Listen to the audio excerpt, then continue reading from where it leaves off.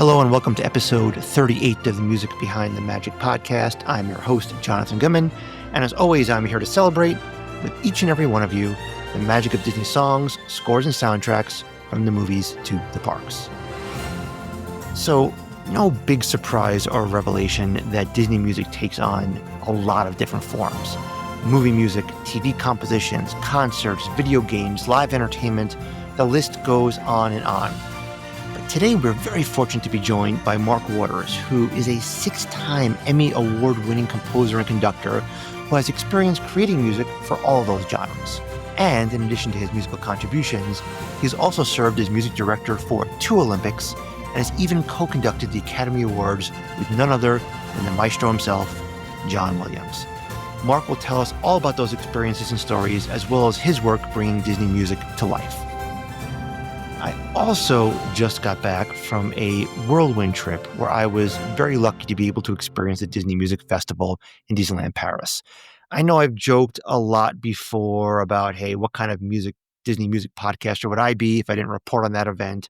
And thanks to some timing, some creative use of points, and the indulgence of my family, I was fortunate to spend a quick 2 days seeing everything the Disney Music Festival has to offer. I'm going to do a whole separate episode on everything I saw and heard, but I will say that Disneyland Paris has reinforced my opinion of it as the park with the deepest integration and use of music to create that emotional bond with its guests that we all know and love. So more to come on that, but it was a wonderful, inspiring experience. And just as a quick example, I'm the kind of guy, full disclosure, who has a problem with repetitive music. If I hear something more than a few times in a row or see a commercial more than few times in a row with the same music, I will literally blow my top like anger from inside out. However, and this is true, I must have heard the official song of the Disney Music Festival, it's a song called Viva la Musique, no exaggeration, no lie, more than 40 times over my 2 days there. And I could have heard it 40 times more without getting tired of it. I have some theories and thoughts, both musical and psychological, as to why that song is so good, and I'm going to share that with you soon.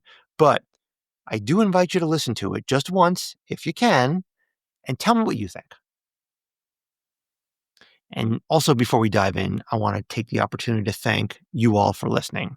If this is your first time or your 38th time and been with me from the start, I am so grateful and appreciative to have you join us. If you enjoy this podcast, please like and subscribe to it and share it with a friend, family member, or coworker who might like it. And if you happen to have a few seconds, and only if you think I've earned it, please leave a good rating and a review to help others discover it too. You can always reach out to me at jonathan@musicbehindthemagic.com or on Instagram @musicbehindthemagic. Also, check out our Facebook group for fun topics and conversations. And finally, as I mentioned last episode, I've recently become a brand ambassador for Find the Good, which is a clothing and apparel company that helps reinforce good habits for mental health and well-being. Mental health is something that affects many families, including my own, and I really do appreciate the company's mission and the fact that it donates 10% of its profits to Mental Health America. If you check it out and you want to order something at findthegoodbrand.com, you can use the code MusicBehindTheMagic to get 10% off of your order. Okay, so with that, I invite you to watch or rewatch the Have a Laugh animated series, revisit the Oscar-nominated short Get a Horse, or just bask in the glory of John Williams' Olympic fanfare, all of which, by the way, Mark Waters has been involved in some form or fashion, and enjoy this episode of the Music Behind the Magic podcast.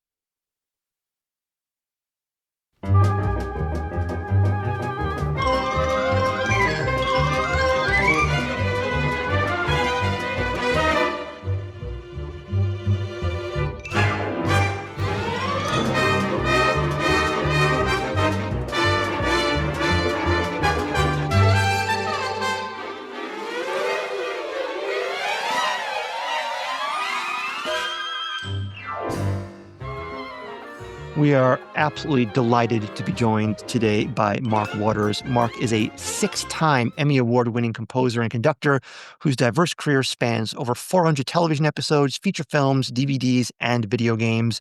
He holds the distinction of serving as music director for 2 Olympics, the 1996 Centennial Games in Atlanta and the 2002 Salt Lake City Winter Olympics. Mark's numerous appearances as guest conductor have included those with the Los Angeles Philharmonic, the Los Angeles Chamber Orchestra, the London Symphony, the Detroit Symphony, and many others. Mark was asked by none other than John Williams to co-conduct the Academy Awards, which we're going to talk about. He also conducted 3 tours of Star Wars in concert, including in Japan with the Tokyo Philharmonic. Some of other Mark's projects include serving as music director for the highly acclaimed animated series Have a Laugh, which was a 3-year project to restore and re-record 60 classic Disney shorts from the 30s and 40s. He also worked with Pixar Animation Studios with his original score for Time Travel Mater and served as the principal arranger for Pixar in Concert. In 2013, Mark scored the Oscar-nominated short Get a Horse, which appeared in theaters with a little-known movie called Frozen. In 2017, Mark took a full-time position at the famed Eastman School of Music as head of their newly formed Contemporary Media and Film Scoring graduate program, where he was also the director of the Beale Institute for Film, Music, and Contemporary Media. Mark, thank you so much for being here. I really appreciate your time. It's a real pleasure to be here with you. Thank you. So we talked a little bit. You've had an amazing musical career, which spanned from composing to conducting to teaching, but maybe just get a background from a start. Tell us about your musical background and your musical journey. Well, I'll condense it because it's, I don't want to take too long, but I mean, like many people my age, I grew up with the Beatles being, a big sensation. So I played guitar. Yeah. I added saxophone when I got into high school and really devoted equal energies to both. I played primarily classical saxophone, but jazz and rock guitar.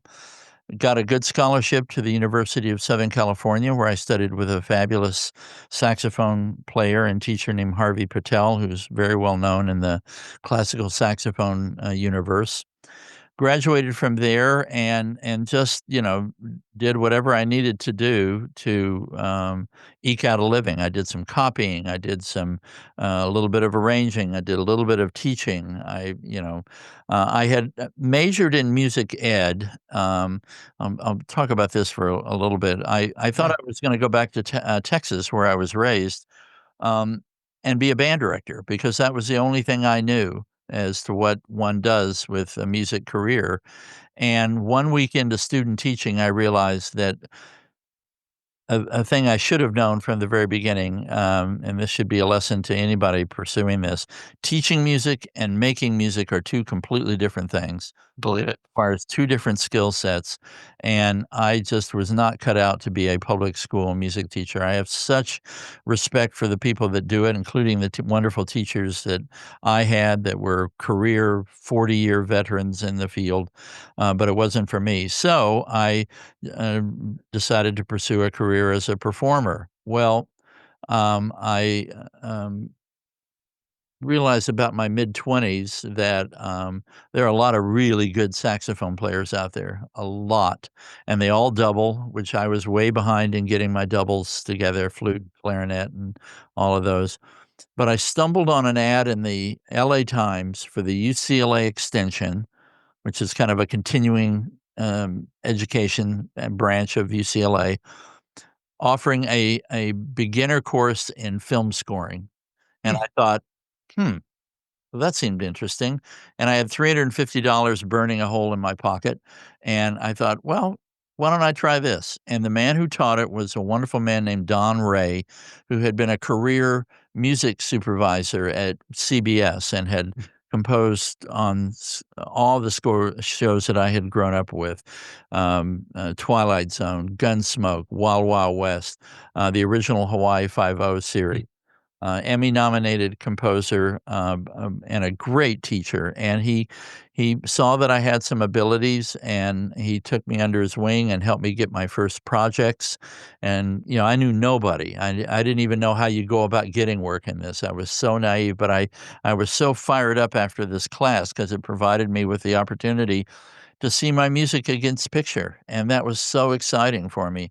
So it took 9 years from the time I took that class before I got my name on a score that I had written. I was doing ghostwriting and orchestrating and still playing. I did quite a lot of playing, in town and around, but, I really wanted to make it as a composer.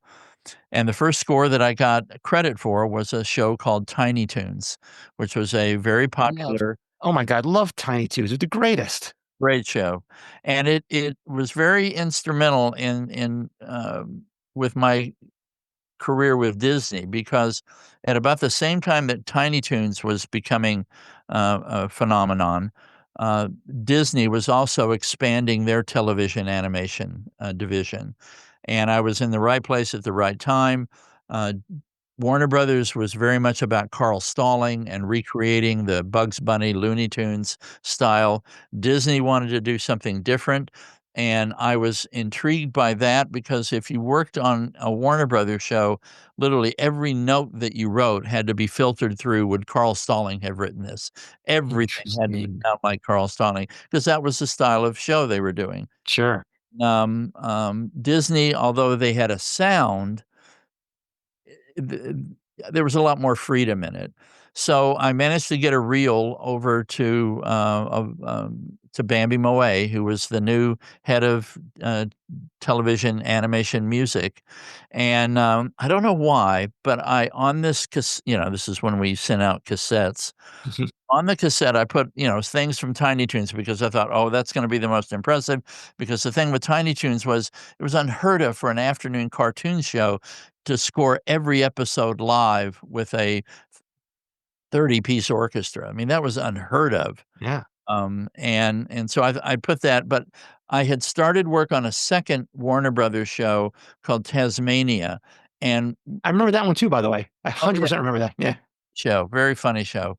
The That we had to make do with 9 players, and I don't know why, because I normally would not do this, but I happened to put in parentheses, Tasmania, QQQ, in parentheses, 9 players, and Bambi was really impressed with that.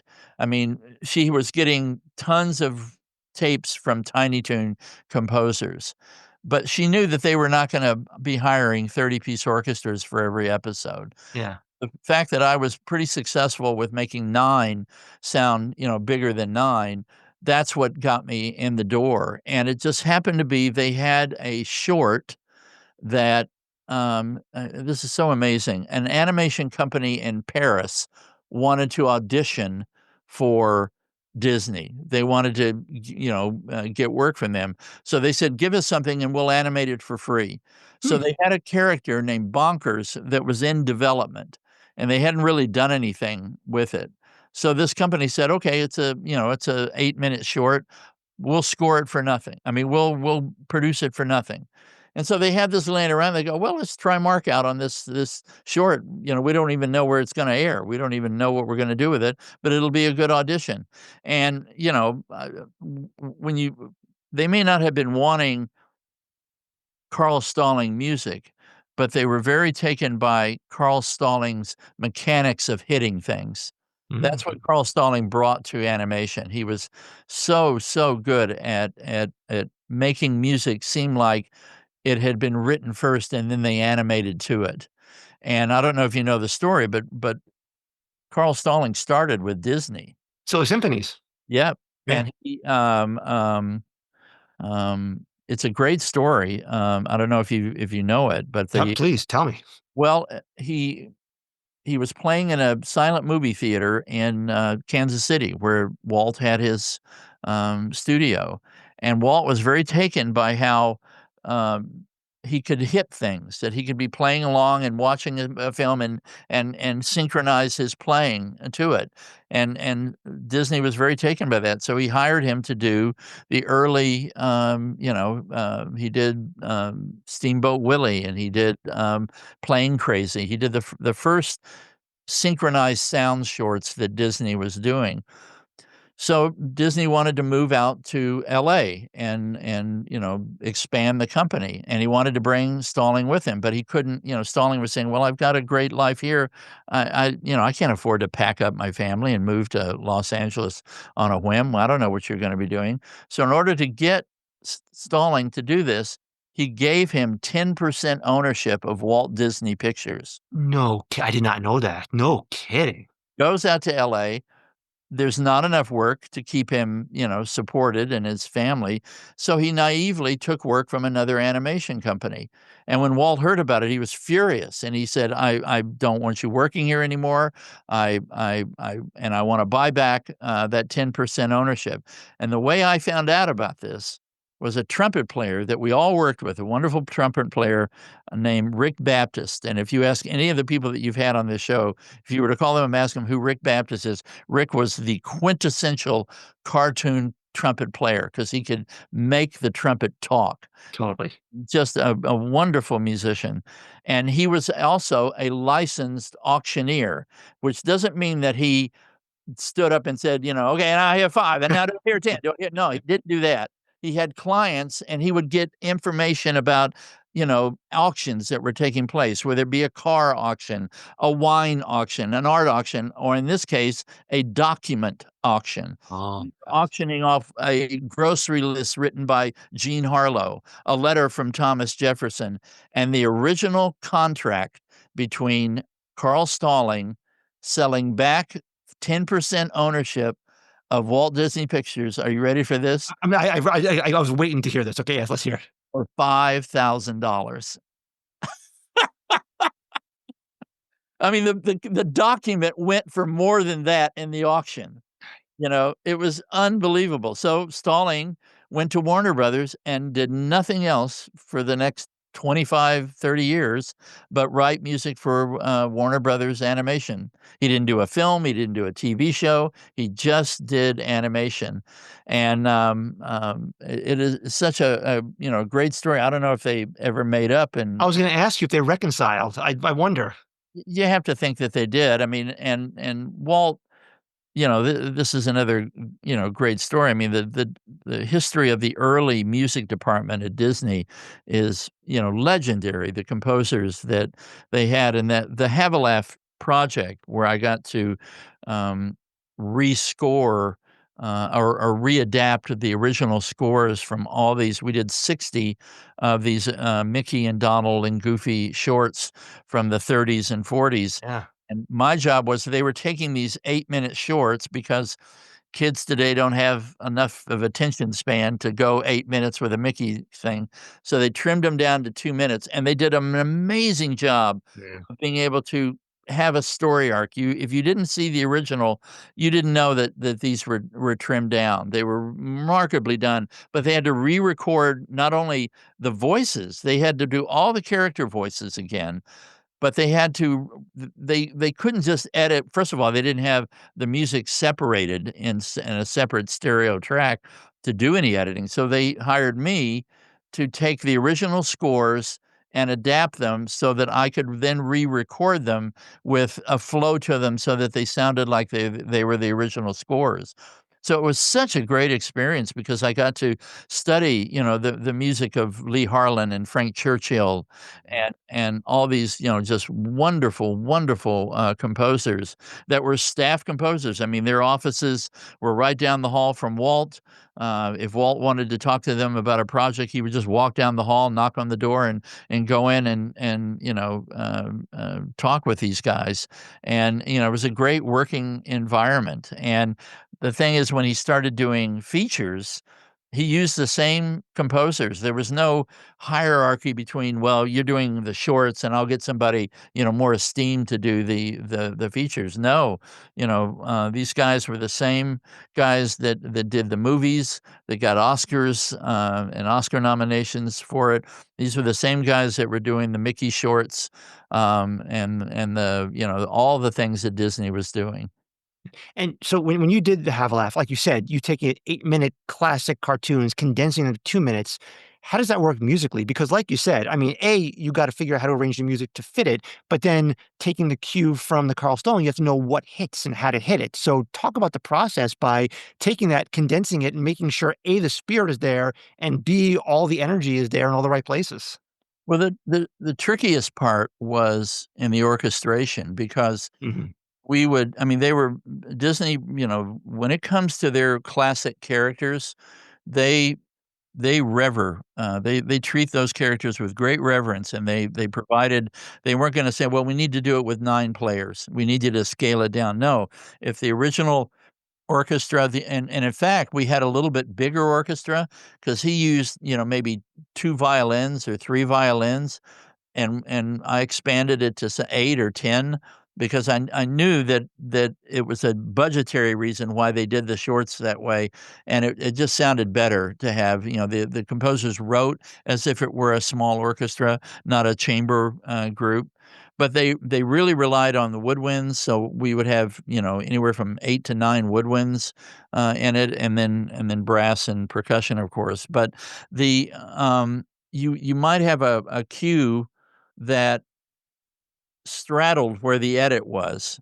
Mhm. and, it would go from using, say, 3 flutes, 2 clarinets, and a bassoon, and a bass clarinet to suddenly 4 saxophones, and an oboe, and Mm. a bass clarinet, and so you would have to make that adjustment, and sometimes we would do, 2 cues that were each 8 seconds long in order to make that work, but timings were crucial. I mean, if they hit something hard in the original, well, I had to hit it in the redo, and that required, a lot of work in calculating, figuring out the clicks, because in those days, they didn't always use click tracks on it. They would, write to timing sheets, and, Mhm. it was tricky, but always fun. I mean, the sessions were just great, great fun, and the players knew that they were recording something special. And was it a one for one? So if the score for one of the cartoons was you had to do it for the new one, was it the same thing, or did you have any artistic liberties to kinda change it, or did you have to kinda stay very, very true to the source material of the original music? Always. Yeah. I think there was one short where I had to write, like, 8 seconds. I had to make it sound like it was written during that period, but it was all, the original, guys, um oh god, Oliver Wallace? Oliver Wallace, yeah. Yeah, yeah, Well, I he actually did more of those than anybody, but, Lee Harlan, Frank Churchill, amazing. all those guys were, I mean, they were formidable musicians. You could tell it in the way they wrote and the way they weaved lines and counterpoint and cadences, and, they were not just hummers. Well, like you said, it came very much from that Carl Stalling tradition, which was so, classically based, and, it just everyone recognized it because back in the day, they used the classical music because there was no royalties, right? But this was stuff they were doing on their own and making their own music, but in the same vein, the same style. Yeah. Yeah. Yeah, and, just similar to the Warner Brothers, Walt enjoyed using well-known melodies. He tended to like more folk melodies, Yeah. and, but rarely did they use jazz in it. That was more of a well, that was really more of the, Fleischer brothers, the Betty Boop and Popeye, that style, because they were based in New York, but the Disney sound, was this kinda blend of Americana with classical, music. Yeah, I it's interesting because I've watched, Get a Horse a bunch of times. It's absolutely brilliant, delightful, so original. But when I'm listening to it, you had to create that kind of retro sound while also kind of fusing it with modern sensibilities and modern melodies. Talk about your creative process for making sure kind of both parts, the nostalgia and the modern element were met. Well, the opening, because it opens up, if you recall, you see a title piece comes on that says, "A recently found gem from the Disney archives," or Yeah. something like that, so they want the audience to think they're watching, and they went I mean, the animation is so incredible on Oh, it. so good. Great pains to match that black and white style with the and not only just the movement, but the faces and the characters, and there were characters that, that only existed in that era of Disney cartoons, and they later, didn't, have a life in Disney but anymore, but so, they had tempted it with and they wanted me to it was in public domain, so they wanted me to duplicate it, Mm, of Turkey in the Straw, course. which was played by there's a YouTube video of it, the Snickle Fritz, band, and it was a few guys from the Spike Jones band, Oh, yeah. great comedians and players, and they did this, and, so they animated to that track.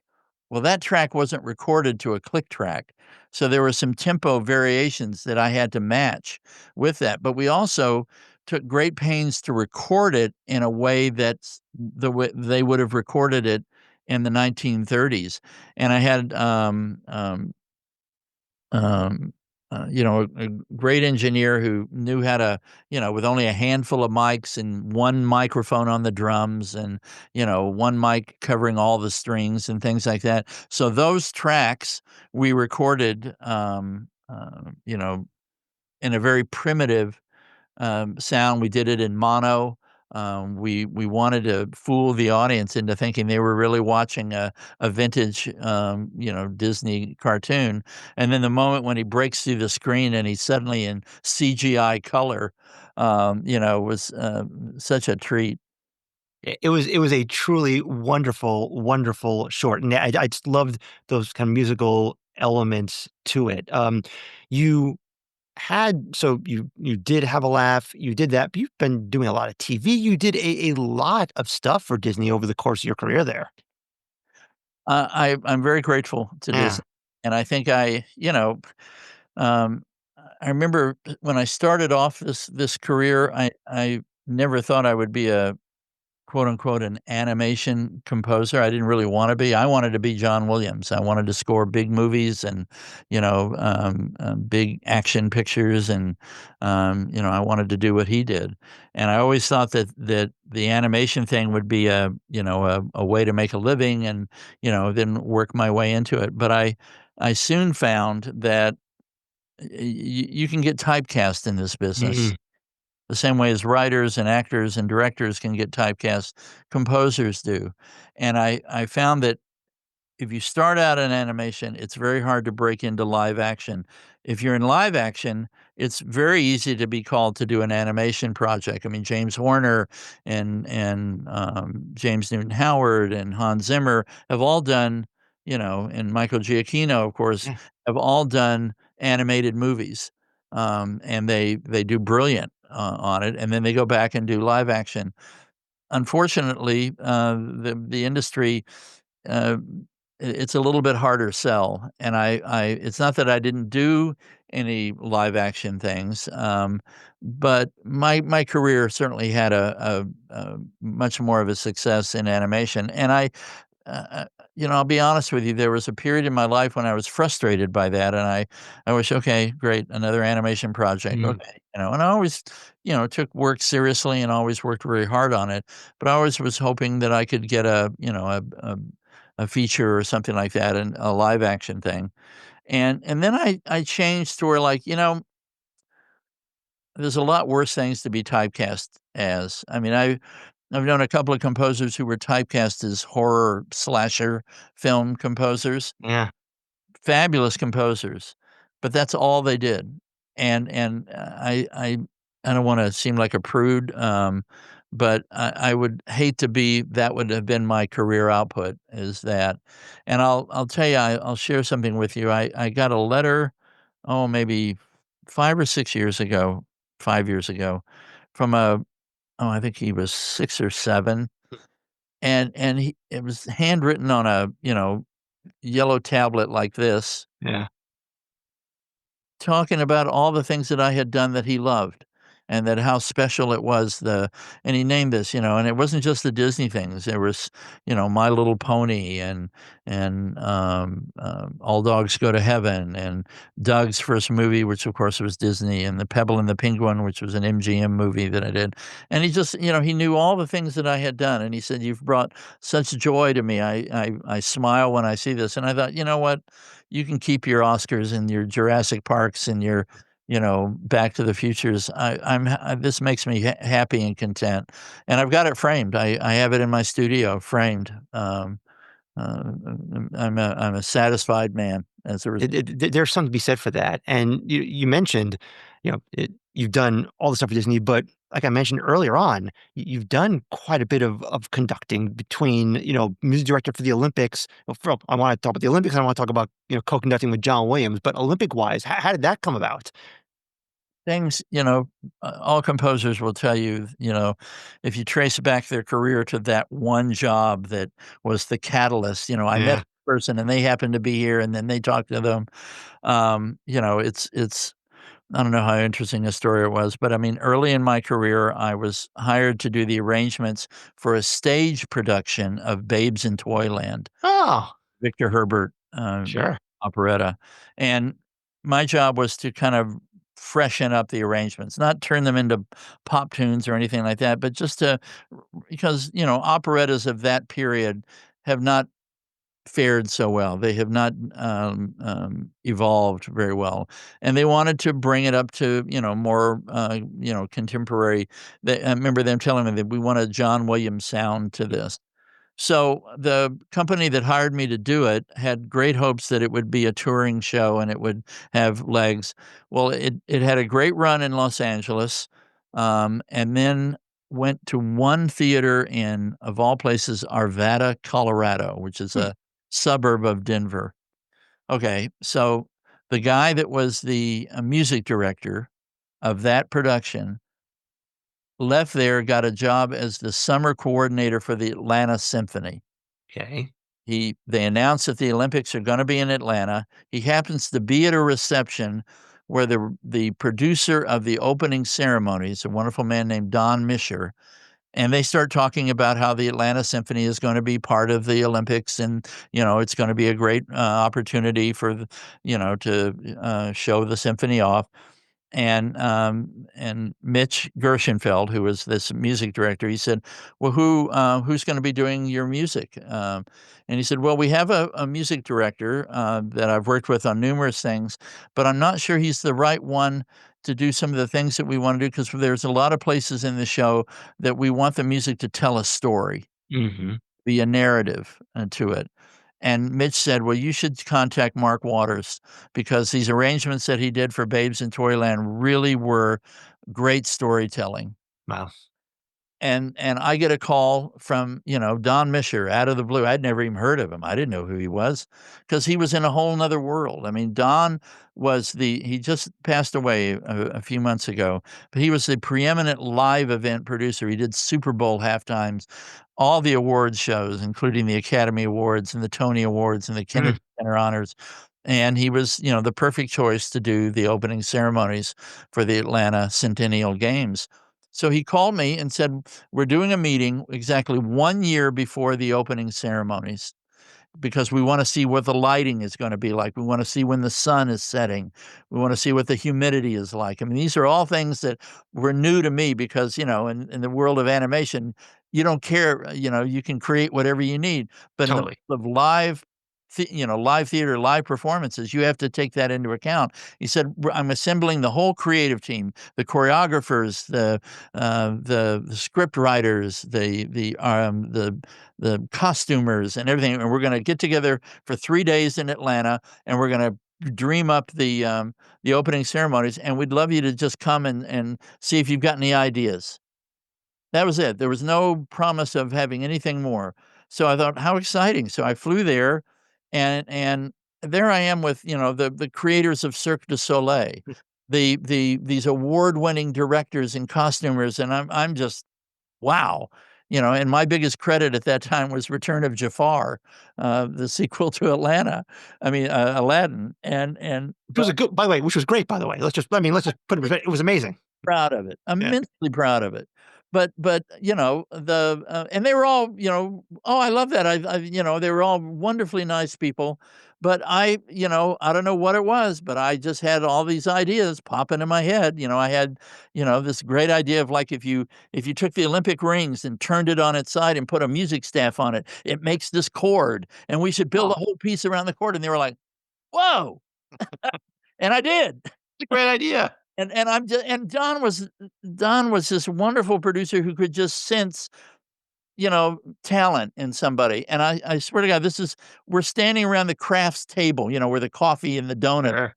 on one of these, in between a break and the meeting, and he's stirring his coffee, and I went, Don, that piece that you described, and he goes, "Which one?" And he goes, "It's called the Run Through Time," where they were gonna announce, start with the original, because this was the Centennial Games. It was the Yeah, I remember them. of 1896 um, in Athens. Yeah.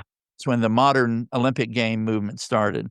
And so they were gonna do this they needed a piece that would build 1896 at Athens, 1900 Amsterdam, and then Antwerp, and then all the way up through, and then it would build in intensity until finally 1996 Atlanta. Boom, big moment. I just got chills when he was describing it. And I'm standing at the craft service table, grabbing my Danish.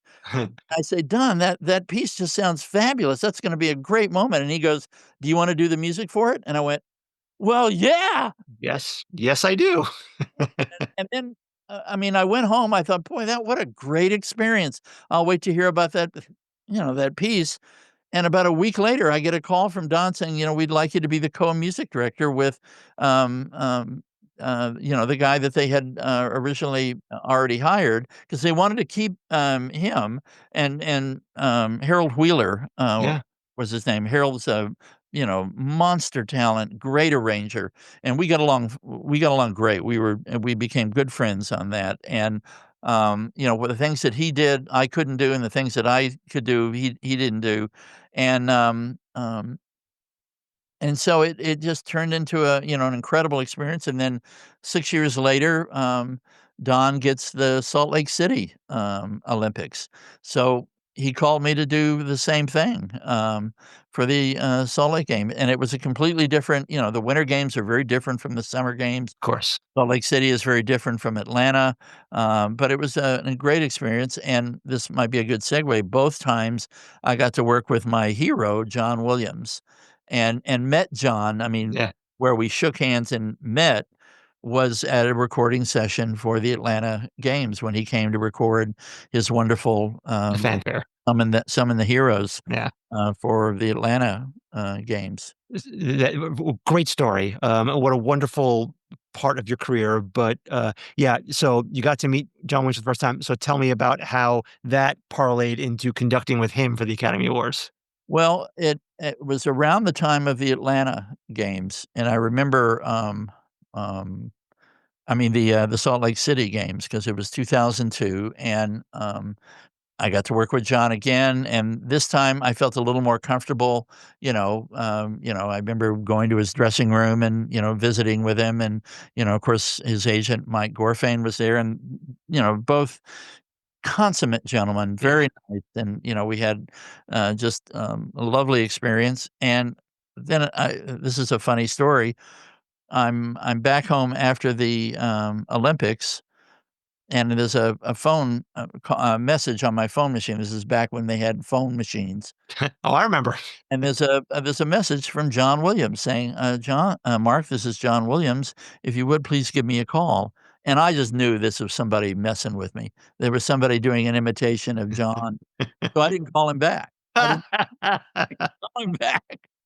And a day goes by, and I get a call back again, and it's a message from John, "Mark, this is John Williams. I really do need you to call me." And I was like, "Oh my god." I called him real quick and said, "John, I'm so sorry. And he laughed, and I said, "I didn't think it was you." You told me that it was a prank call.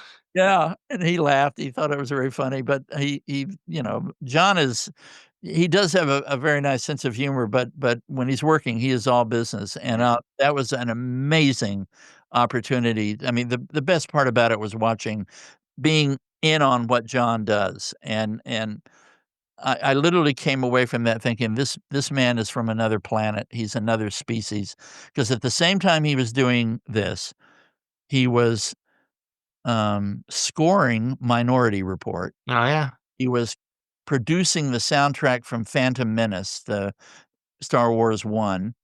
He was preparing the first ever live to picture performance of an entire movie. That was not done before John did it. During that time, he did E.T. Oh my god. from start to finish. Mm. Of course, he never uses a click, so it was all to streamers, and he did it at the Shrine Auditorium for a benefit. And of course, I was there, and he was music directing the Academy Awards. All of this, and during the same time, and he knew exactly what I was supposed to be doing at all times. But he had done it like 3 other times, and he didn't really wanna do it, to be honest. But Yeah. it was the first year they were doing it at the Kodak Theater, which is now the Dolby Theater, and this was a theater that had been built specifically to do the Academy Awards in. Everything that was designed in that theater was done to be for the Academy Awards. So it was a great honor for him to be asked to be the music director. And the producer for the show that year was Laura Ziskin, who was a major, major film producer, did the original Spider-Man movies and Sure. a fabulous lady, since passed away, but just a real stand-up person, really great person. Anyway, so he turned things over to me that he didn't really wanna do, including, the safety recordings of all the song moments, 'cause they do them live. Sure. You have to have a backup recording just in case one of them shows up with laryngitis, and then what How do you do? interesting. Oh, in one afternoon, okay, dig this, Yeah.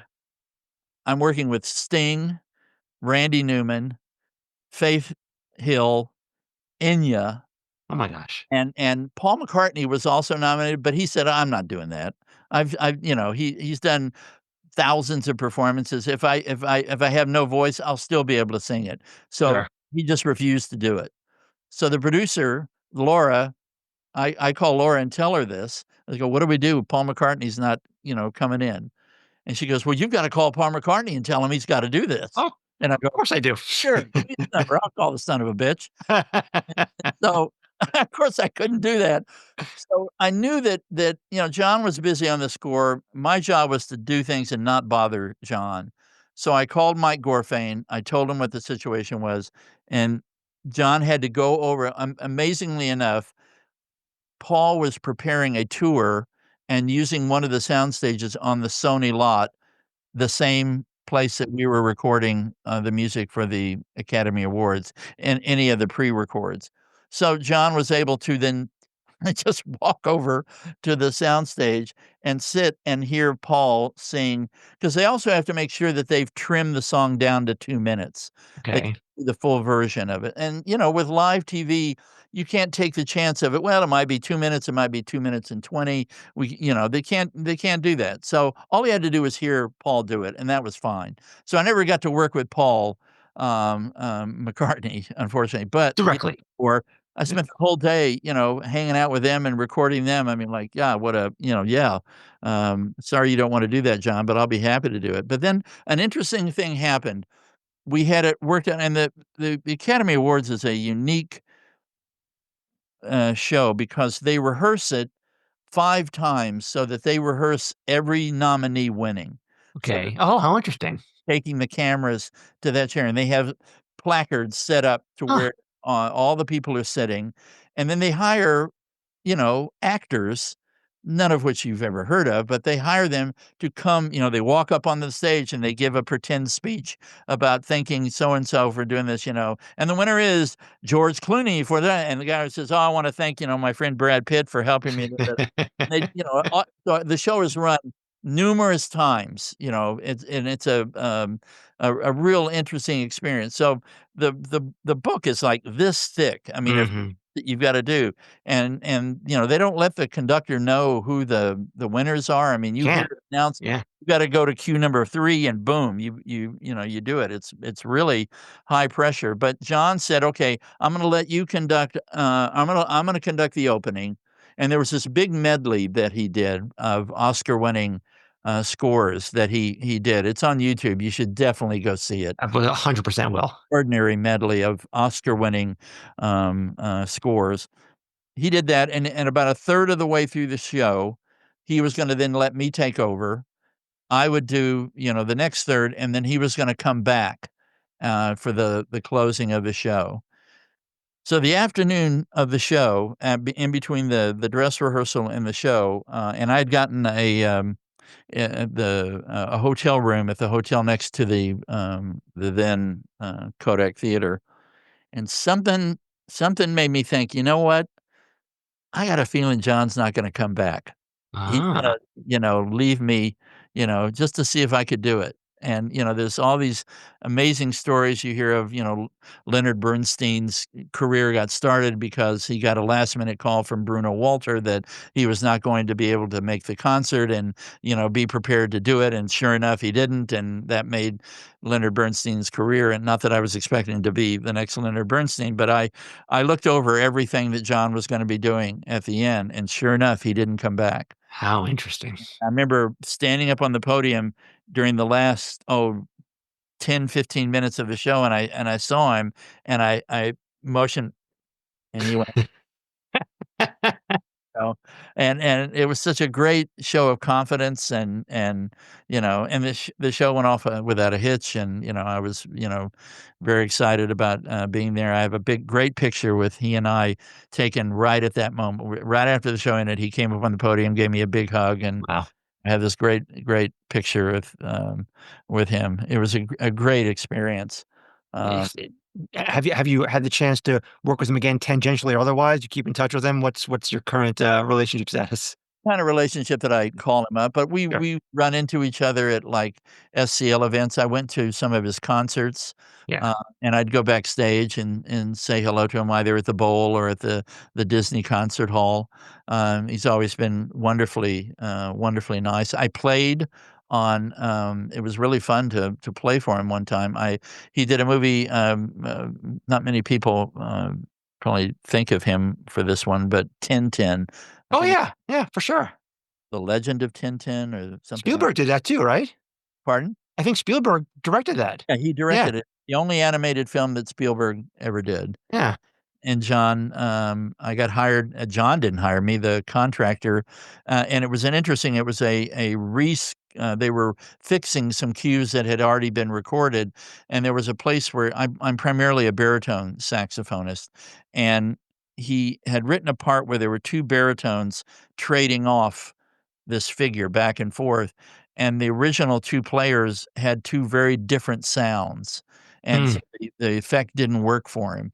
So he wanted to hire a player that had a darker, more legit sound, so I got called to do it, and so it was, it was great fun to see him on that side of it, and I didn't go up to him before the session, I didn't wanna, but I did afterwards. He didn't even, he's so focused when he's on that, he didn't Yeah, even recognize me because 'cause I'm sitting way in the back, but I went up to him afterwards and said hello to him,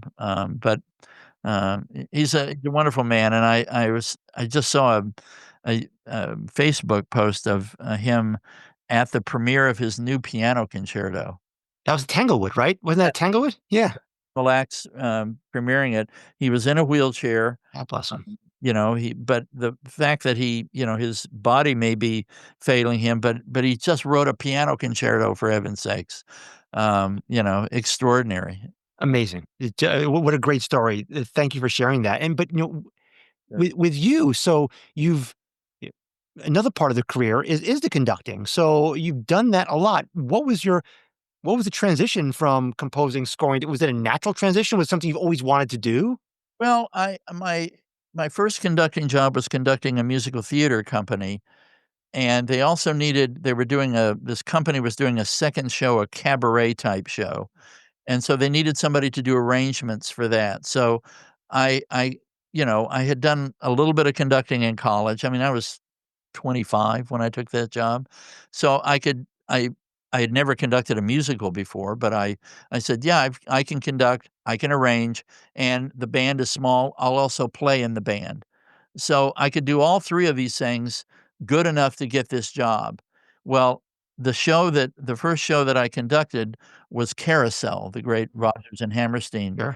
And when I've told experienced Broadway conductors that my first show was Carousel, they go, "Oh my god, that's the first show you did?" It's a nightmare for conducting because it was the first musical that had underscore in it, where the singers would sing the first part of the song and then talk while the music is playing, and then you had to time it to come Mhm. back in when the singers, and every night was different, and I had to make sure that I knew exactly where the dialogue was going, and it was a great learning experience. I can't say that it was, always painless. It was a learning experience with musicians, and I took great pains to learn what musicians want and need from me as a conductor. I mean, I think they're the best, and so I've conducted major orchestras where I will ask trumpets, "What do you want me to do at measure 18?" And they'll say, "Go into 1 there. Don't stay in 3. Go into 1 there." And they love it. Mm. Because I'm not gonna pretend to be, Dudamel or, you know,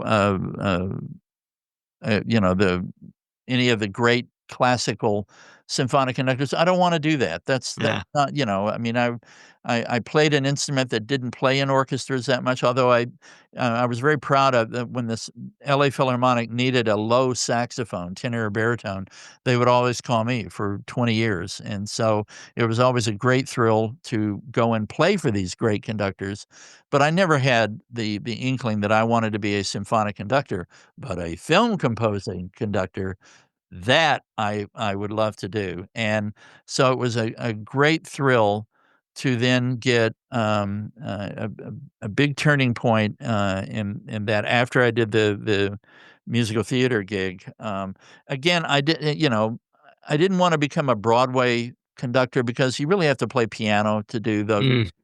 and I wasn't a pianist, so that wasn't in my future, but when I started doing composing and orchestrating work, I had the chops to stand up because a lot of film composers, conducting is not, um, the make or break. You don't have to be a great conductor to be a studio because a lot of it is to click.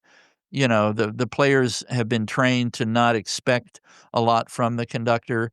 They're very forgiving in Yeah. that regard, and since most of them are there because the composer asked for them to be there, they have to be nice to the conductor. Not that way in symphonies. No, huh? Symphonies will eat you alive if you're not prepared and take great joy in watching you suffer. Individually, they're wonderful people, but when collectively, they can be real demanding, Mm. and rightfully so, because, Yeah. you know, you don't stand in front of the LA Philharmonic or the London Symphony, if you're not 100% prepared and qualified to do it.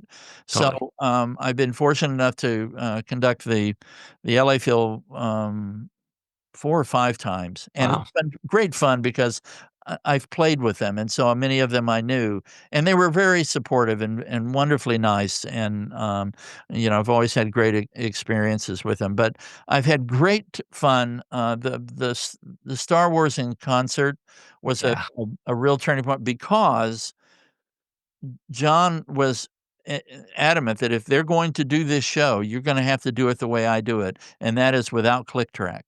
Mm. So I had to learn how to conduct to streamers at that point, and the main conductor, I was the 2nd conductor. The primary conductor was a wonderful conductor named Dirk Brossé, and Dirk is a real conductor. I mean, he was the conductor of the, Philadelphia Chamber Orchestra. He conducts in Europe, wonderful composer as well, but he was, I think, John's choice. I got hired because my agent was also Dirk's agent. Oh, Needed a 2nd conductor, and I, just was adamant, I wanna do it, I you wanna. wanted to. Yeah. The initial tour was 3 months, and this was amazing. They carried an 85-piece orchestra Holy on smokes. tour for 3 months. Wow. Because John was adamant, you cannot do this without less than 85.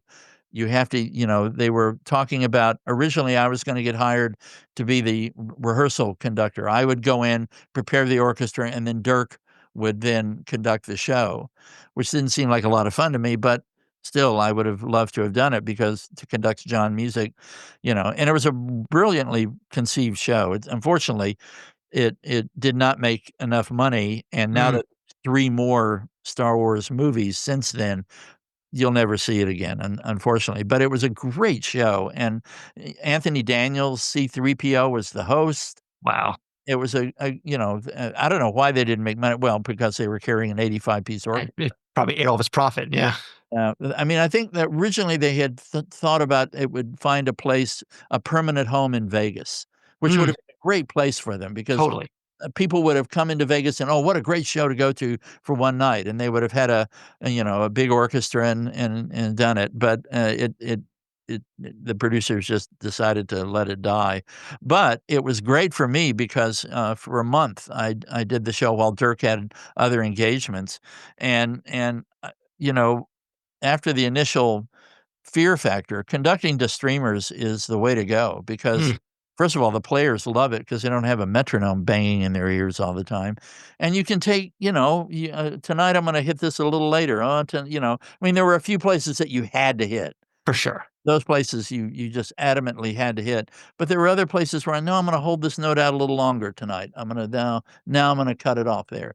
And the players enjoyed that because, they're playing 6 nights a week the same music, and there is no such thing as a piece of music that doesn't get old if you're doing it for 3 months, 6 times a week. So, Yeah. um I've seen a couple. I guess it's probably much more technologically focused now, but I've seen a couple of Return of the Jedi live in concert and Harry Potter live in concert, and you watch, and they all everyone in the orchestra has stuff in their ears because they're listening to track, and even watching, they all have the iPads that move to the music, and I'm constantly seeing like the bar go by for the click track, so it's very very specific how they do it now. Companies that do this, they put a lot of work, into preparing, when you rent Back to the Future and do it Yeah. live, you get not only the film, but you get the package, you get an audio engineer that comes with it, you get a computer operator that comes with it, and you have to do it their way. Fortunately, because there's no other way to do it. We're hoping, um, um, next year, and we can talk more about the Soundtracks Yeah. Film Festival that we're Yep. gonna Yep. um, we've got eyes to do some premieres to Mm, be because you don't wanna go to a film music festival and see something that you can see any other place, you know? You wouldn't necessarily go and see a Star Wars movie or a Lord of the Rings movie. Exciting as that is, that's what other orchestras do. You wanna go to a film music festival and see something that you won't see any other place, or you'll see for the very first time. yep. So, I can't talk about it yet because it's not, I'm not able to talk about it yet, but we've got some big plans for premiering some things. If the festival is a success this year, it'll really be a success next year. Yeah, and let's talk about that. So, kind of fast forward, you said, I think in 2017, we talked about you moved. Tell us about, again, that next career pivot, working at Eastman. How did that come about? And then, yeah, tell us about this film festival that you're going to be doing this year. Well, my friend Jeff Beal, who had graduated from Eastman and, of course, is a very successful TV and film composer, most noted for House of Cards Okay. is his biggest credit. Jeff and he did the series Rome, Carnival, Ugly. Rome was a good show.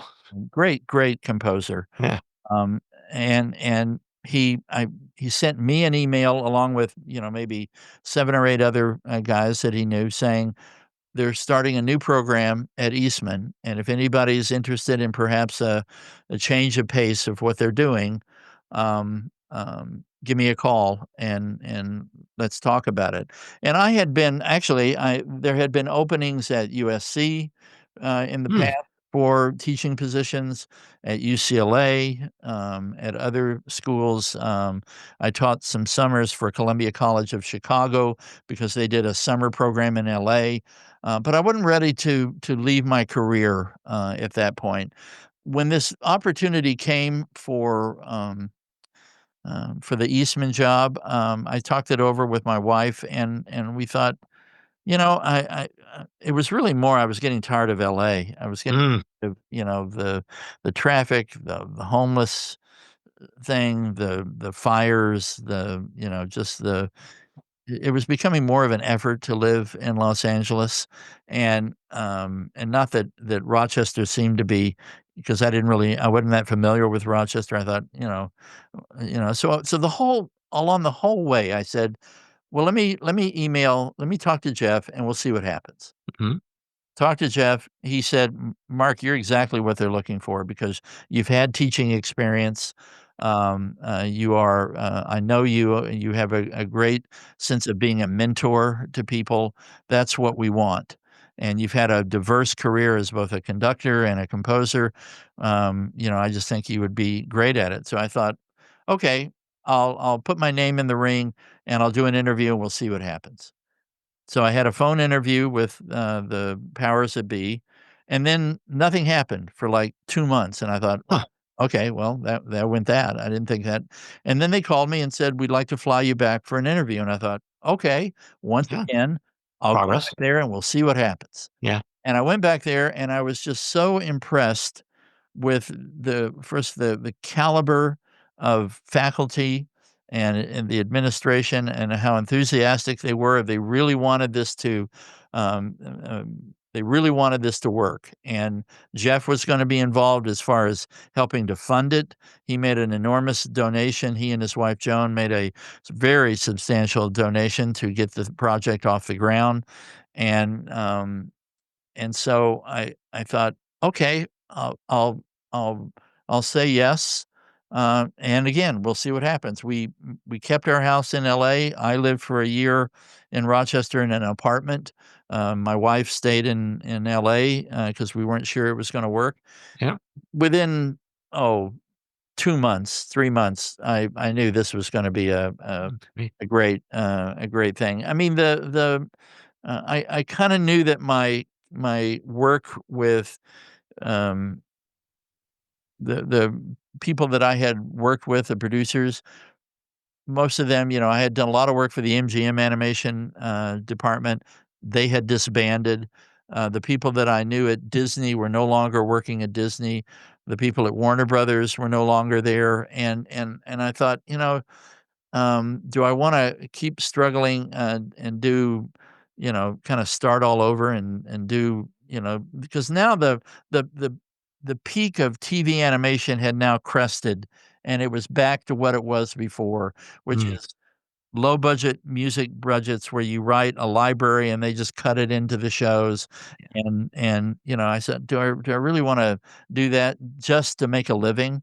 Sure. I never really thought of this as, I don't ever wanna take a project just to make a living.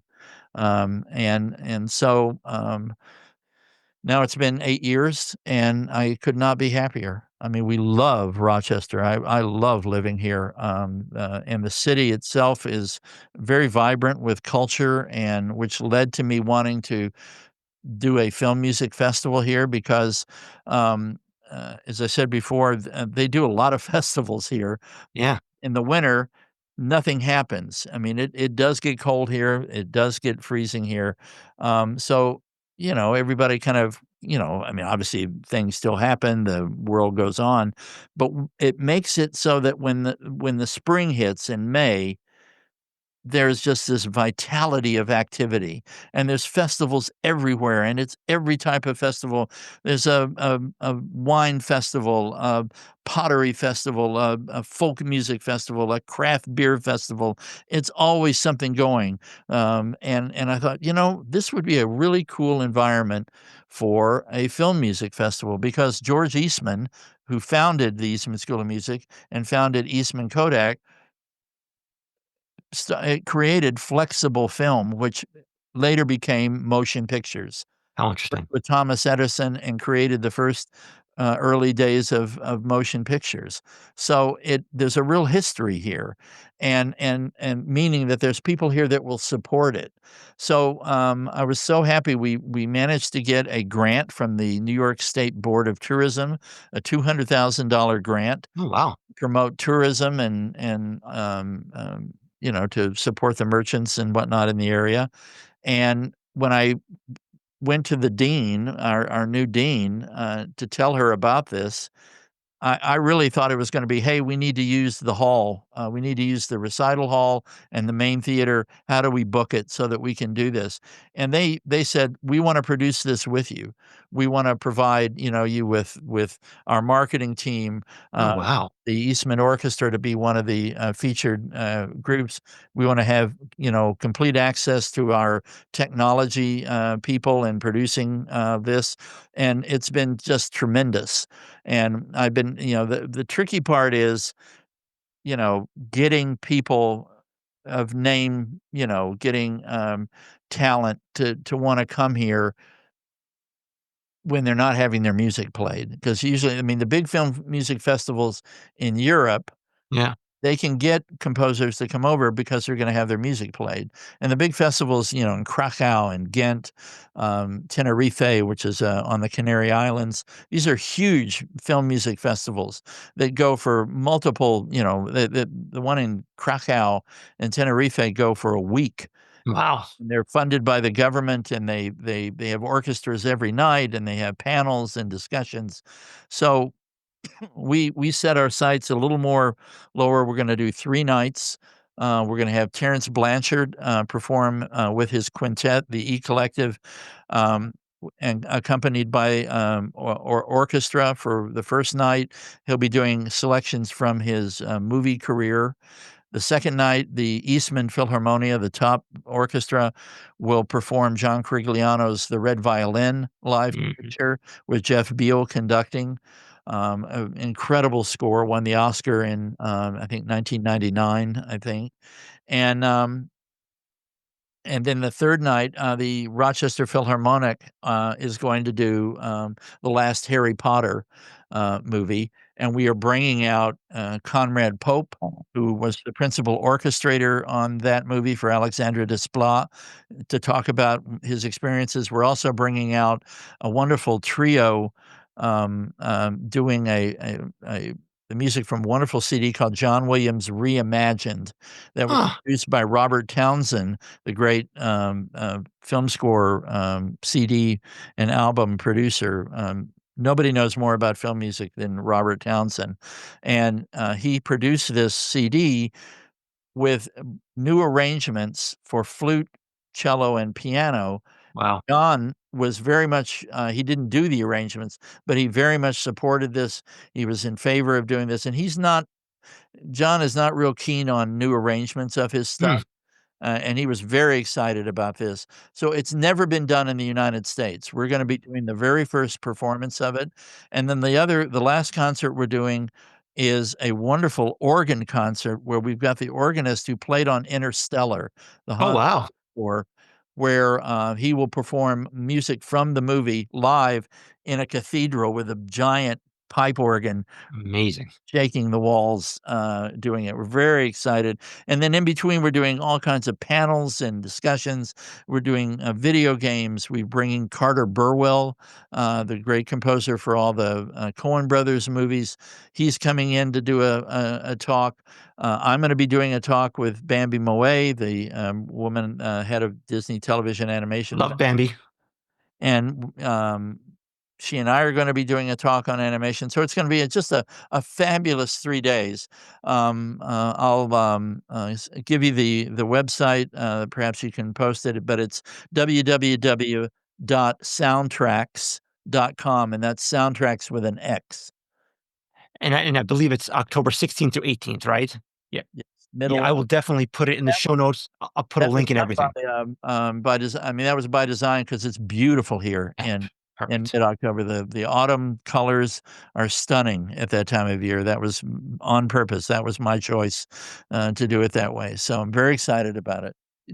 Well, good for you. I mean, like you said, it's something that, there's a time for festival there, and, you said getting people is difficult. It sounds like you got a lot of amazing people, and if, like, this goes out like it should, maybe next year, like you said, you'll have some premieres and other super cool stuff.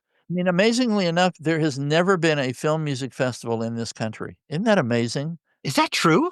I mean, there's tons of film music concerts, but never a film music festival completely No devoted kidding. morning, noon, and night to film music.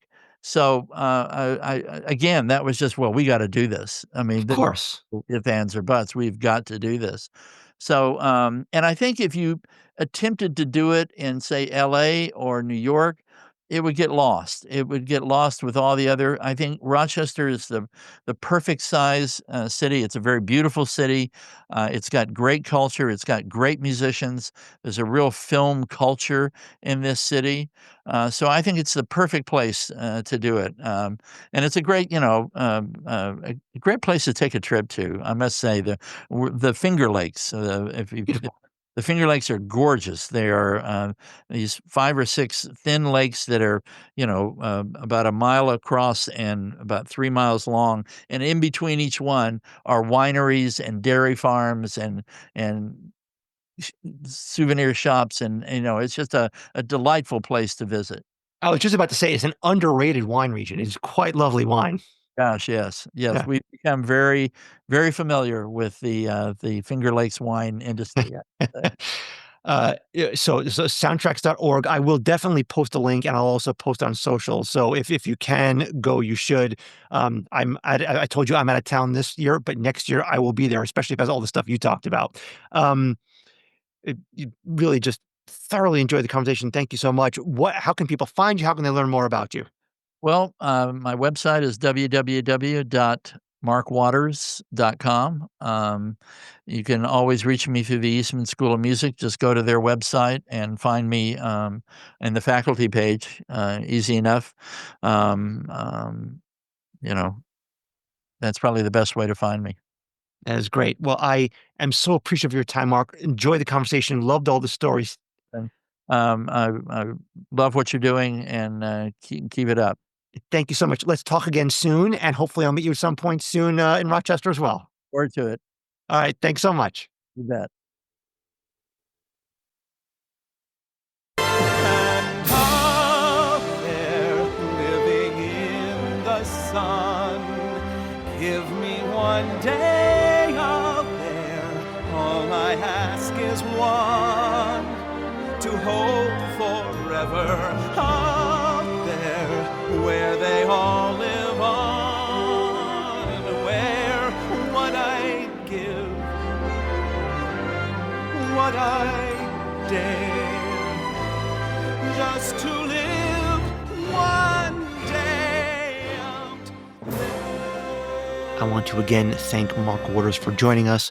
Please go to markwaters.com to see all the amazing work he has done, and also check out soundtracks.org, where you can learn more about the Soundtracks Film Music Festival from October 16th to 18th at the Eastman School of Music at the University of Rochester.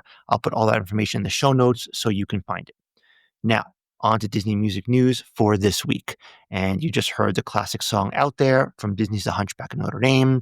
And it was just announced the producers of the new West End concert of Disney's The Hunchback of Notre Dame at the Prince Edward Theater have announced casting for the show. The Hunchback of Notre Dame, boasting music and lyrics by Disney legend Alan Menken and Stephen Schwartz, will play 3 sold-out performances at the Prince Edward Theater in London on Sunday, August 17th and Sunday, August 24th. 2025. Is directed by Jonathan O'Boyle with musical direction by What's on Stage Award winner Alan Williams. The concert will bring Victor Hugo's story to life with a full orchestra and choir.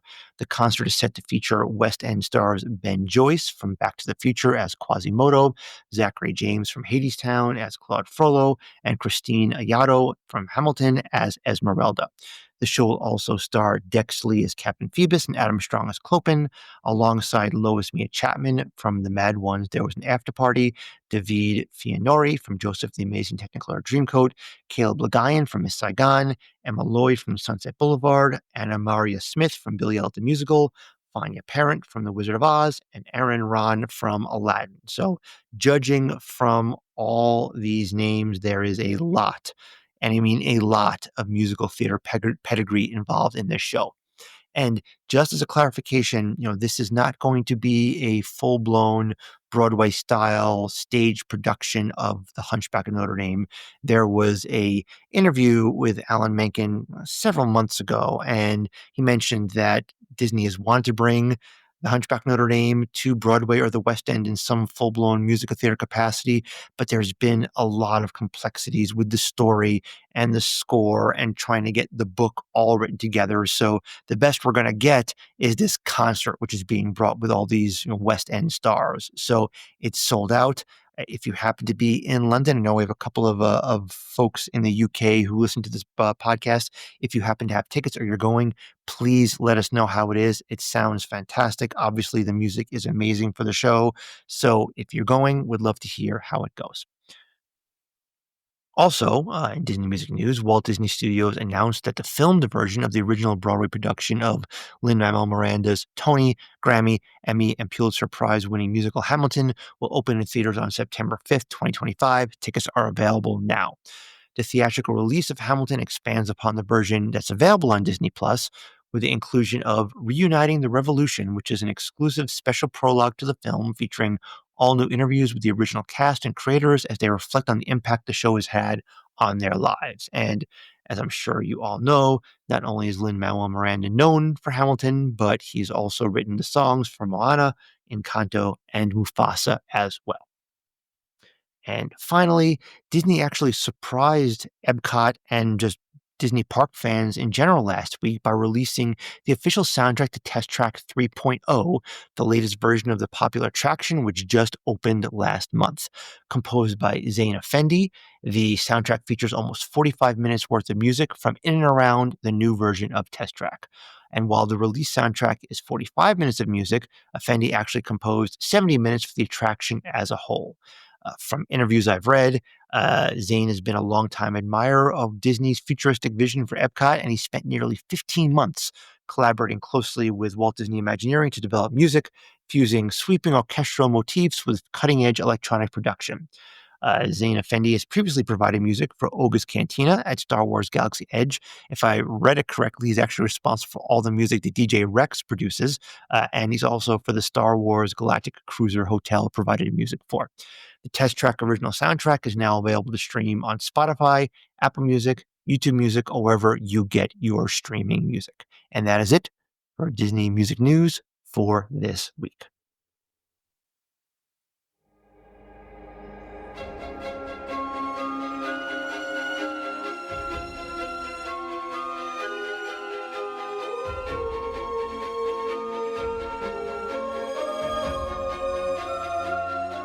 Well, that's it for this episode of the Music Behind the Magic podcast. Thanks again for taking the time to listen and for being a part of this community. And thanks also to Mark Waters for his time as well. We have a lot of great interviews coming up in the next few weeks, which I am so excited about. And I will also put out a trip report from the Disney Music Festival too. In the meantime, please reach out to me with questions, comments, suggestions. I look forward to speaking with you all again soon. But until then, have a magical musical day.